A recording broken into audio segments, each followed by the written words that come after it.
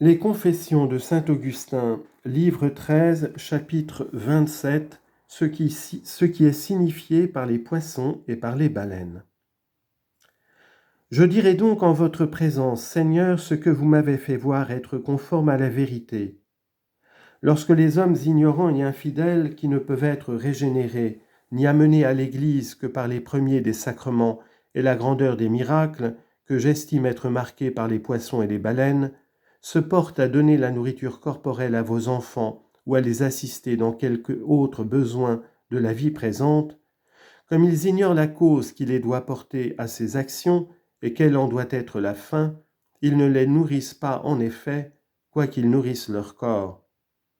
Et ceux qu'ils assistent ne sont point nourris par eux, parce que cela ne leur donne point cette assistance par une intention qui soit bonne et sainte, et que ceux-ci ne se réjouissent pas de leurs dons, sachant qu'ils sont encore infructueux. Or l'esprit ne se nourrit que de ce qui lui donne du contentement et de la joie. C'est pourquoi ces poissons et ces baleines n'ont garde de se repaître de ces viandes que la terre ne saurait produire qu'après avoir été purifiée de l'amertume de ces eaux salées. Chapitre 28. Pourquoi Dieu dit que toutes les créatures qu'il avait faites étaient extrêmement bonnes. Vous vîtes, mon Dieu, toutes les choses que vous aviez faites, et vous les avez trouvées fort bonnes. Nous les voyons aussi et les trouvons telles. Quant à chacun de vos ouvrages en particulier, ayant dit qu'il fut fait et ayant été fait, vous avez considéré celui-ci ou celle-là et avez trouvé qu'il était bon. J'ai remarqué qu'il est écrit par 7 fois que vous avez trouvé que ce que vous aviez fait était bon, et qu'il est dit à la 8e qu'après avoir considéré toutes les choses que vous aviez faites, non seulement vous les aviez trouvées bonnes, mais fort bonnes par le rapport qu'elles avaient toutes ensemble.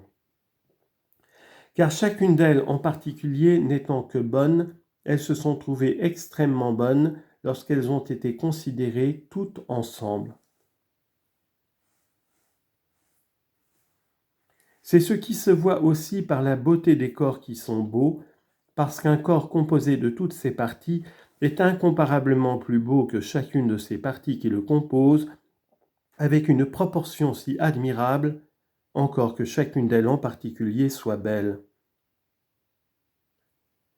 Chapitre 29. Comment Dieu a vu 8 fois que ce qu'il avait fait était bon. J'ai considéré avec attention s'il était vrai que vous eussiez vu 7 ou 10 fois ou 8 fois que vos œuvres étaient bonnes, puisqu'elles vous étaient agréables, et je n'ai point trouvé que dans votre manière de voir les choses, il y ait aucun temps selon lesquels je puisse comprendre que vous avez vu autant de diverses fois les choses que vous avez faites. Sur quoi j'ai dit, ô mon Dieu, votre sainte écriture n'est-elle pas véritable, puisque vous qui êtes véritable et la vérité même l'avez dictée à celui qui l'a écrite? Pourquoi me dites-vous donc que dans votre manière de voir les choses, il ne se rencontre aucun temps, et que votre écriture me dit que vous avez vu en chaque jour les choses que vous aviez faites et les aviez trouvées bonnes, de sorte qu'en ayant compté le nombre, j'ai trouvé que ça a été tant de fois. Or, parce que vous êtes mon Dieu, vous répondez et criez d'une voix si forte aux oreilles intérieures de votre serviteur qu'elle surmonte ma surdité et me fait entendre ces paroles. Ô homme, ce que mon écriture dit, c'est moi qui le dis, mais elle le dit temporellement, au lieu qu'il ne se rencontre point de temps en ce qui est dit par mon verbe, parce qu'il subsiste dans une éternité égale à la mienne. De même, je vois les choses que vous voyez par mon esprit, comme je dis celles que vous dites par ce même esprit. Mais encore que vous les voyiez dans le temps, je ne les vois pas dans le temps, tout de même qu'encore que vous les disiez dans le temps, je ne les dis pas dans le temps. Chapitre 30. Contre les rêveries des manichéens. Seigneur mon Dieu, vous avez fait scintiller dans mon âme une goutte de la liqueur si douce et si précieuse de votre vérité, et j'ai connu qu'il y a quelques personnes qui osent trouver à redire à vos ouvrages, quoiqu'ils soient si excellents et si admirables. Ils disent que vous en avez fait plusieurs par nécessité, comme les cieux et les astres, et que vous ne les avez pas composés d'une matière que vous ayez créée, mais d'une matière qu'il était déjà et qui procédait d'ailleurs, laquelle vous avez seulement rassemblée, et en avez bâti et formé ces globes étincelants de lumière, ainsi que des murailles et des remparts que vous avez élevés, après avoir remporté la victoire de vos ennemis, afin de leur ôter le moyen de pouvoir à l'avenir se révolter contre vous. Ils ajoutent qu'il y a d'autres choses que vous n'avez pas faites et formées, comme tous les corps revêtus de chair, tous les petits animaux et toutes les plantes attachées à la terre par leurs racines, mais qu'un esprit qui n'a point été créé par vous, qui est d'une autre nature que vous, et qui vous est opposé, a formé et produit toutes ces choses dans les plus basses parties du monde. Ces insensés tiennent ces discours, d'autant qu'ils ne connaissent pas votre esprit, d'autant qu'ils ne connaissent pas par votre esprit quelles sont vos œuvres, et qu'ils ne vous connaissent point en elles. Chapitre 31. Les gens de bien approuvent tout ce qui est agréable à Dieu. Mais quant à ceux qui voient ces choses par votre esprit, c'est vous qui les voyez par eux. Et ainsi, lorsqu'ils voient qu'elles sont bonnes, c'est vous qui voyez qu'elles le sont. C'est vous qui nous plaisez en toutes les choses qui nous plaisent à cause de vous, et qui en nous prenez plaisir à tout ce qui nous plaît par votre esprit. Car qui est l'homme qui connaît ce qui est de l'homme, sinon l'esprit de l'homme qui est en lui-même? Ainsi, il n'y a que l'esprit de Dieu qui connaisse ce qui est de Dieu. Aussi dit l'apôtre, nous n'avons pas reçu l'esprit du monde, mais l'esprit qui procède de Dieu, afin que nous connaissions quelles sont les grâces que Dieu nous a faites. Ce qui m'oblige de dire à son imitation, certes personne ne peut connaître les choses qui sont de Dieu, sinon l'esprit de Dieu même. Comment savons-nous donc nous-mêmes quelles sont les choses qui nous sont données de Dieu? On me répondra, parce que nous ne le savons que par son esprit. Et ainsi il est toujours vrai qu'il n'y a que l'Esprit de Dieu qui le sait. Car comme il est dit avec vérité dans l'Église à ceux qui parlaient par l'Esprit de Dieu, ce n'est pas vous qui parlez, on peut dire de même à ceux qui savent quelque chose par l'Esprit de Dieu, ce n'est pas vous qui le savez. De même, on peut fort bien dire à ceux qui voient par l'Esprit de Dieu qu'une chose est bonne, ce n'est pas vous qui le voyez. Et ainsi, en tout ce que l'Esprit de Dieu leur fait voir être bon, ce n'est pas eux, mais c'est Dieu qui voit qu'il fait bon, qu'il est bon. Il se trouve donc en cela trois choses différentes. La première est, lorsque quelqu'un estime que ce qui est bon soit mauvais, comme font ceux dont j'ai parlé. La seconde est, lorsqu'un homme voyant par lui-même ce qui est bon en reconnaît la bonté, comme il y en a plusieurs à qui vos créatures plaisent à cause qu'elles sont bonnes, sans que vous leur plaisiez néanmoins en elles, parce qu'ils aiment mieux jouir d'elles que jouir de vous.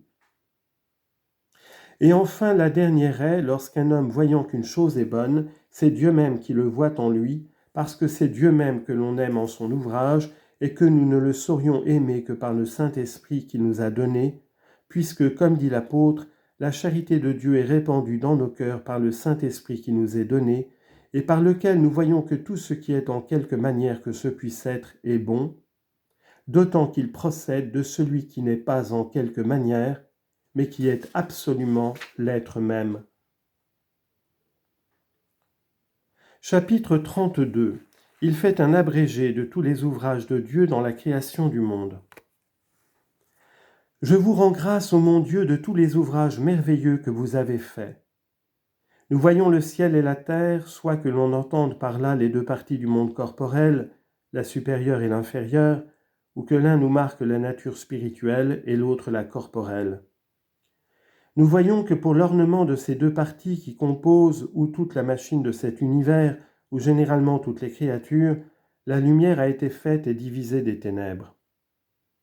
Nous voyons le firmament du ciel, soit que ce firmament soit le premier corps du monde, et qu'il soit placé entre ces eaux supérieures qui sont toutes spirituelles, et ces eaux inférieures qui sont toutes corporelles, ou bien que ce soit cet espace et cette étendue de l'air qui porte aussi le nom de ciel, dans laquelle volent les oiseaux, et qui est comprise entre les eaux que les vapeurs élèvent au-dessus d'eux, et qui forme ces douces rosées qui tombent durant la nuit, lors même que le temps est serein et sans nuages, et entre ces autres eaux qui, étant plus grossières et plus pesantes, coulent et flottent sur la terre. Nous voyons dans les campagnes de la mer la beauté de cette grande multitude d'eau ainsi rassemblées. Nous voyons la terre ferme, soit qu'elle soit encore informe, ou que déjà elle soit formée, afin d'être rendue visible et capable de produire des herbes et des plantes. Nous voyons les astres briller sur nos têtes. Nous voyons que le soleil suffit seul à former le jour, que la lune et les étoiles éclairent la nuit dans ses ténèbres, et que tous ensemble ils distinguent et marquent les temps. Nous voyons cet humide élément dont j'ai parlé être fécond en poissons, dont il y en a d'une grandeur prodigieuse, et en diverses sortes d'oiseaux, parce que la vapeur de l'eau épaissit le corps de l'air afin de le rendre plus capable de soutenir le vol des oiseaux du ciel. Nous voyons que toute la surface de la terre est parée de ce grand nombre d'animaux qu'elle nourrit, et que l'homme, comme ayant été créé à votre image, règne sur eux par le pouvoir qui lui donne cette divine ressemblance, et qui n'est autre chose que l'intelligence et la raison. Et que tout de même que dans notre âme, il y a une partie dominante qui agit par jugement et par délibération, et une autre qui est soumise et qui obéit, ainsi la femme, ayant été créée pour l'homme, quoiqu'elle ait dans l'esprit une intelligence raisonnable, pareille à la sienne, néanmoins, en ce qui est du corps, son sexe l'assujettit à l'homme, comme la partie qui nous porte à agir et où se forment les passions doit être soumise à la raison, et emprunter d'elle la lumière qui la règle dans ses actions. Nous voyons, dis-je, toutes ces choses. Nous voyons que chacune d'elles sont bonnes et que tout ensemble sont très bonnes.